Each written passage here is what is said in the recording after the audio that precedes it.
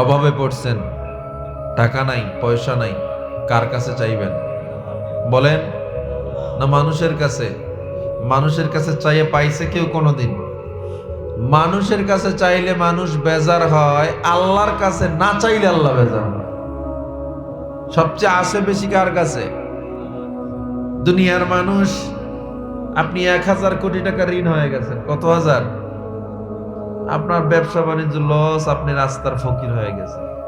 মানুষ বলে এই লোক আর ঋণ দিতে পারবে না, এখান থেকে উঠতেই পারবে না। আল্লাহ কয় আমার কাছে চাইয়ে দেখতে আমার আল্লাহর কাছে কোনো ব্যাপারই না।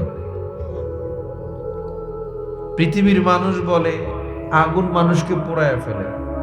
আল্লাহ কয় ইব্রাহিমের মতো ভরসা করে দেখ, আমিও তোর জন্য আগুন ফুলের বাগান বানায় দেব।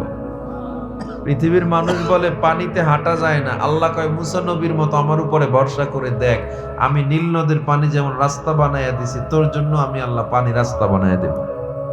পৃথিবীর মানুষ বলে কোন মাছের পেটে, কোন পশুর পেটে মানুষ থাকতে পারে না। সায়েন্স বলে গরমে গলে যাবে, 1 মিনিট থাকতে পারে সর্বোচ্চ। আল্লাহ কয় ইউনূস আলাইহিস সালামের মতো ভরসা কর, আমি 40 দিন ধরে মাছের পেটে বাঁচায় রাখবো। ভরসা করতে হবে। পৃথিবীর মানুষ বলে একটা বিশাল রাজকীয় লোহার তালা দরওয়াজা খোলে না চাবি ছাড়া। এরকম 60টা দরওয়াজার মধ্যে ইউসুফ আলাইহিস সালামকে জুলাইখা আটকাইছে। পৃথিবীর সব বিজ্ঞানরা বলবে এটা সম্ভব না এই তালা খোলা। আল্লাহ কয় ইউসুফের মতো আমার উপরে ভরসা করে একটু দৌড় দে, তালা খুলে দেওয়ার দায়িত্ব আমার। সুবহানাল্লাহ, আয়ে না মুখ থেকে না? তাইলে কি বোঝা গেল? আল্লাহর উপরে ভরসার স্তরটা হাই লেভেলে রাখতে হবে। মাথায় উকুন হয়েছে, উকুন। এক সাহাবীর মাথায় কি হয়েছে? এই উকুনের জন্য আল্লাহর দ্বারে দোয়া করতেছে, আল্লাহ আমার মাথায় উকুন সরাই দাও। আল্লাহ সরাই দিছে। ওই দিন নবীজি বলছে যে কোন ছোট থেকে ছোট এবং বড় থেকে বড় কোন কাজের সাহায্য আল্লাহকে ছাড়া কারো কাছে বলবা না।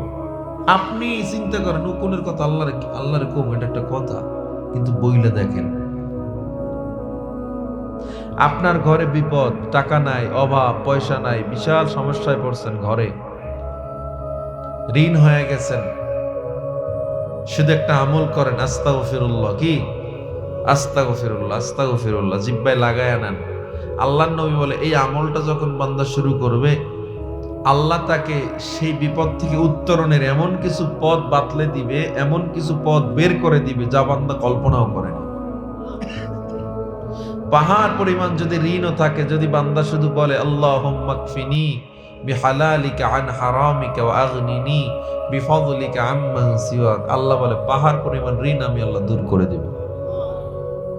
খালি আল্লাহর বলতে হবে, জায়নামাজটা বিছান একটু গভীর রাত্রে, কপালটা আল্লাহর কুদরতি পায়ে ঠেকায়া বলেন আল্লাহ আপনার তো বান্দার অভাব না, আমি তো একা আপনার গোলাম। আপনার অনেক বান্দা, কিন্তু আমার তো আল্লাহ আপনি একজন, আমি কার কাছে চাইব? আল্লাহ অনেক গুনাহ করছি, ক্ষমা করেন। আল্লাহ আমি ঋণগ্রস্ত, ঋণগুলো শোধ করার তৌফিক দেন। আল্লাহ আমার ব্যবসা বাণিজ্যে বরকত না, একটু বরকত দিয়ে দেন। আল্লাহ আমার সন্তানের ক্যান্সার বা আমার ক্যান্সার বা অসুস্থ অথবা জমি নিয়ে সমস্যায় আছি, আল্লাহকে বলেন। আল্লাহর নবী বলে চোখের পানি নাকের ডগায় আসার আগে আল্লাহ দোয়া কবুল করে নেবে।